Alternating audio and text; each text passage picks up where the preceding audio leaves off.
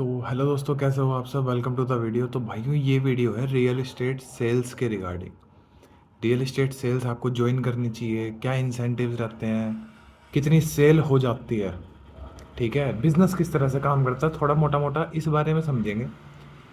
अगर आप नए हो तो make sure to like the video और सब्सक्राइब द चैनल, क्योंकि उससे मेरे को बहुत अच्छा लगता है। आप लोग जुड़ते हो तो ऐसा लगता है कि हाँ यार ठीक है, अपन भी कुछ कर रहे हैं। तो चलिए स्टार्ट करते हैं। तो रियल स्टेट पे चूँकि मेरा थोड़ा सा मेजर एक्सपीरियंस रहा था, रेफरेंस के थ्रू मैं एंट्री पाया था सेल्स रियल स्टेट के अंदर। और बहुत अच्छे बंदे थे यार, ठीक है, बहुत अच्छे बंदे मिले थे। ठीक है, चलो उनकी तारीफ मैं बाद में करूँगा, पहले आपको बताता हूँ भाई रियल स्टेट सेल्स कैसे काम करती है। रियल एस्टेट सेल्स भाई जो आज के टाइम पे मार्केट में चल रहा है, पहले कि आपके पास लीड्स आती हैं, ठीक है, बहुत सारी आपको कॉल करनी होती है, उन कॉल से आपको फिर प्रोस्पेक्ट्स निकालने होते हैं। एक बेसिक सा प्रोसेस है, ठीक है, जो हर कंपनियों में चलता है, चाहे वो इंश्योरेंस हो या आपकी अदर कोई भी सेल वाला प्रोडक्ट हो जिसको आपको सेल करना है। ठीक है, तो रियल एस्टेट सेल्स में इंसेंटिव्स कैसे कमाते हैं भाई। इंसेंटिव्स का है ना, जनरली सेल्स प्रोफाइल पे टारगेट तो रहता ही है कि आपको सैलरी जस्टिफिकेशन करनी होती है अपनी। सैलरी जस्टिफिकेशन में क्या क्राइटेरिया है, अलग अलग कंपनियों का अलग अलग हो सकता है भाई। लेकिन एक आप यूँ मान के चलो कि आपके एनुअल पैकेज का 4 टाइम्स आपको सैलरी जस्टिफिकेशन का लगता है। ठीक है, मेरी अगर 1 लाख रुपए सैलरी है तो मेरे को 4 लाख तक का धंधा या 4 लाख तक का रेवेन्यू कंपनी को देना पड़ेगा मेरे को। ठीक है, अब कंपनी रेवेन्यू कैसे कमाएगी ये भी आपको पता होना चाहिए। अलग अलग तरह के स्लैब्स होते हैं। गुड़गांव के अंदर रियल एस्टेट में 3000+ ब्रोकर हाउसेज हैं, या यूँ कहना चाहिए 3000 से ज़्यादा रजिस्टर्ड ब्रोकर हैं। ठीक है, जो प्रॉपर्टी बेचने का काम कर रहे हैं, खरीदने का काम कर रहे हैं। ठीक है, अब प्रॉपर्टी कौन सी बेचनी, एक नई प्रॉपर्टी बन रही है, ठीक है, या फिर कोई रीसेल में आई हुई है, मतलब जिसको अपन बोलते नहीं है कि 1% का काम। ठीक है, प्रॉपर्टी डीलर जिसे बोल देते हैं, जो रीसेल में काम करता है। ठीक है, तो रियल एस्टेट पे जो रियल्टर है, मोटा मोटा वो प्रॉपर्टी डीलर की तरह है। आप अगर बहुत लेमन लैंग्वेज में समझोगे तो वो प्रॉपर्टी डीलर है। ठीक है, गुड़गांव की मार्केट बहुत बड़ी है, क्योंकि यहाँ पे अपार्टमेंट के प्राइसेस 2-2 करोड़ से स्टार्ट हो रहे हैं। ठीक है, तो उसका 2 करोड़ का 1% भी आपका बहुत ज़्यादा हो जाता है। ठीक है, तो इन जनरल 1% कमीशन का रूल चलता है। लेकिन ये 1% रूल ऐसा नहीं है कि भाई किसी ने लिख दिया रूल। ये सारी बातें डिस्कस होती हैं, क्लाइंट को बताया जाता है, कस्टमर को बताया जाता है कि भाई हम 1% चार्ज करेंगे। ठीक है, अगर आपके पास बायर सेलर दोनों हैं तो 1-1% दोनों से कमाओ। ठीक है, तो ये सिस्टम है, 1% ऑफ द अमाउंट। ठीक है, ये हो गया रीसेल का। अब फ्रेश के अंदर क्या सिस्टम होता है भाई, फ्रेश के अंदर न्यू लॉन्चेस प्रोजेक्ट होते हैं। ठीक है, अलग अलग बिल्डर्स होते हैं, बिल्डर्स आपका प्रोडक्ट लेके आते हैं। ठीक है, ब्रोकर का काम है उस प्रोडक्ट को बेचना। इतनी बात समझ में आ गई। ठीक है, अब ब्रोकर हाउसेस के बिल्डर्स के साथ रिलेशन डिसाइड करते हैं कि उनको कितना कमीशन मिलना चाहिए। समझ गए, ये कमीशन के स्लैब्स होते हैं कि भाई 1% से लेके 7% के आसपास तक मैंने मतलब सुना था, लेकिन ये अप टू डिपेंड करता है कि आपके कितने अच्छे संबंध है बिल्डर के साथ। ठीक है, तो इसलिए रियल स्टेट में थोड़ा सा पैसा बहुत अच्छा बन जाता है कि 1% से लेके 10% के ब्रोकरेज हाउसेज की बात कर रहा हूँ। मतलब ये समझ लो कंपनी को, मान लो 1 करोड़ का कोई अपार्टमेंट कोई बिल्डर बना रहा है, कंपनी को उस पर 1% का फ़ायदा हो रहा है। ठीक है, 1% के फ़ायदे का मतलब हो गया आपका 1 लाख रुपए। 1 करोड़ का आपने बेचा, कंपनी को फ़ायदा हुआ 1 लाख रुपए का। ठीक है, अब उस 1 लाख में से आपको कितना मिलेगा।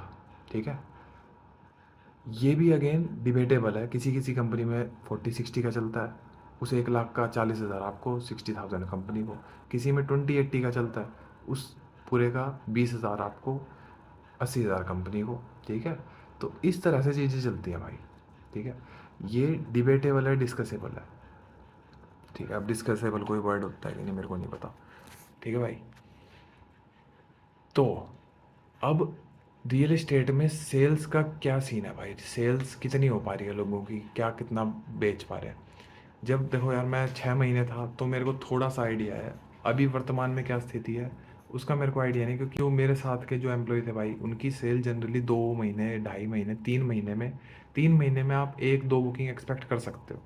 ठीक है, एक सीनियर एम्प्लॉय से जो फ्रेशर बंदा जा रहा है भाई, उसको मार्केट के अंदर बहुत घिसानी पड़ती है, क्योंकि रियल एस्टेट कोई ऐसा तो है नहीं कि भाई आटा दाल चीनी इंश्योरेंस इन्वेस्टमेंट रियल स्टेट वो नहीं है भाई, रियल स्टेट यूँ है, बंदा जमा पूंजी अपनी पूरी लगा रहा है, ठीक है, और मोटी पार्टियाँ होनी चाहिए। 2 करोड़ रुपए के बंदे को संभाल लोगे, समझ रहे हो आप? तो कोई तगड़ा एम्प्लॉय संभाल सकता है जिसको मार्केट की नॉलेज हो, ऐसे नहीं कि। और रियल एस्टेट में वो बंदे टिकते हैं जिनके पास क्लाइंट बेस स्ट्रॉन्ग है, जिसका बैकग्राउंड स्ट्रॉन्ग है कि भाई मेरे को पता है कि इस आदमी के पास पैसा है और ये बंदा रियल एस्टेट के अंदर पैसा लगाने को तैयार है। क्योंकि रियल एस्टेट के अंदर नीड जनरेशन का कॉन्सेप्ट नहीं होता, नीड ऑलरेडी ऑलरेडी जनरेटेड होती है, आपको बस उसको थोड़ा सा गाइड करना पड़ता है कि यार अब इस तरह से आपके क्लाइंट बन गए, ठीक है, आपके जानकार बन गए, आपका भरोसा बन गया मार्केट में, तो आप भी कमाओ, कंपनी को भी कमाओ। और भाई मैंने 1 साल के अंदर एक बंदे को, जो मेरी लाइव आंखों से मैंने देखा है, उस बंदे ने मैक्सिमम इंसेंटिव मारा था 25 लाख रुपए का टोटल, ठीक है। तो अदर देन सैलरी, समझ गए आप? एक बेसिक पे है और एक इंसेंटिव्स है, ठीक है। तो आप सोच लो, जिसको इंडस्ट्री में 4 साल 5 साल का एक्सपीरियंस हो गया है, वो साल के मोटा मोटा उठा लेता है भाई अच्छी अमाउंट। 25 लाख अगर रेयरेस्ट केस है तो 10 12 लाख 18 लाख तक वो छोड़ता नहीं है, समझ गए आप? तो ऐसा है, लेकिन टाइम लगता है भाई, 3 साल 4 साल, क्योंकि मार्केट बहुत बड़ी है, बड़ी बड़ी अमाउंटें हैं, बड़ी बड़ी अमाउंटों की छोटी छोटी परसेंटेज भी है ना, बहुत सारा पैसा बन जाता है। एंड भाई सब चीज़ें है ना डिस्कस होती हैं। इंसेंटिव्स कितना मिलेगा, एम्प्लॉय के कैलिबर पे डिपेंड करता है। क्या एम्प्लॉय खुद चाह रहा है कि मैं बेसिक पे भी लूँ? क्योंकि जब वो बेसिक पे लेता है यार, फिर प्रेशर बहुत ज़्यादा होता है। लेकिन जब वो सिर्फ इंसेंटिव्स पे है और वो कह रहा है कि यार मेरे को सिर्फ इंसेंटिव्स की कमाई दो, तो उसके अंदर कमाई ज़्यादा होने के चांसेस होते हैं। क्योंकि उसमें कुछ हिस्सा आप कंपनी को दे सकते हो, कुछ हिस्सा आप अपने पास रखते हो। उस तरह की चीज़ में आप कंपनी के ऊपर बर्डन नहीं हो, क्योंकि आप बस कॉल कर रहे हो, कंपनी के लिए काम कर रहे हो, खुद भी पैसा अच्छा कमा रहे हो, कंपनी को भी कमा के दे रहे हो। डिबेटेबल ये है कि भाई एम्प्लॉय को कितना मिलेगा, 30 40 30 70 मिलेगा, 6 या 94 मिलेगा, मतलब समझ गए ना रेशो। ये डिस्कस होती हैं चीज़ें, एग्जैक्ट मेरे को नहीं पता, किसी एम्प्लॉय से मेरी ऐसे बात नहीं हुई कि भाई तेरे को कंपनी कितना दे रही है, ठीक है, लेकिन काम ऐसे ही करती है चीज़ें। अब यूँ समझ लो मोटा मोटा एक बिजनेस रन कैसे होता है, थोड़ा सा दिमाग लगाओगे तो आपको चीज़ें समझ में आ जाएंगी कि कैसे रन होता है, ठीक है।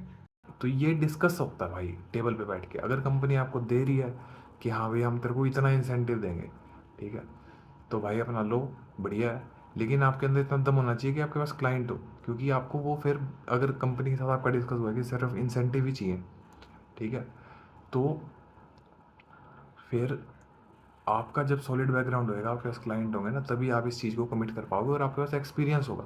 लेकिन अगर आप फ्रेशर हो, तो फ्रेशर बंदे भाई बिना बेस पे के सर्वाइव नहीं कर सकते रियल इस्टेट में या फिर किसी भी इंडस्ट्री में, क्योंकि भाई खर्चा भी तो निकालना है, ठीक है। बाकी सेल्स होती हैं, जो बंदे लगातार काम कर रहे हैं उनकी सेल हो रही है, ठीक है, पैसा कमा रहे हैं लोग। लेकिन रियल इस्टेट में थोड़ा सा प्रोसेस स्लो है, लोगों को लग जाता है भाई, स्टार्टिंग जो फ्रेशर बंदा होता है ना, उसको 3 से 6 महीने इजीली लग जाते हैं कि एक एक सेल निकालने के, क्योंकि कॉलिंग पे बंदा लगा हुआ है, कॉलिंग पे संबंध बनाना और फिर उनको मीटिंग के लिए लेके आना, फिर फील्ड विजिट कराना, तो वहाँ से कनेक्शंस स्ट्रॉन्ग बनते हैं, ठीक है। तो उम्मीद करता हूँ भाई आपको ये वीडियो थोड़ी सी समझ में आई होगी, और कुछ कमेंट्स, कुछ डाउट होंगे तो आप अपने डाउट ज़रूर पोस्ट करना।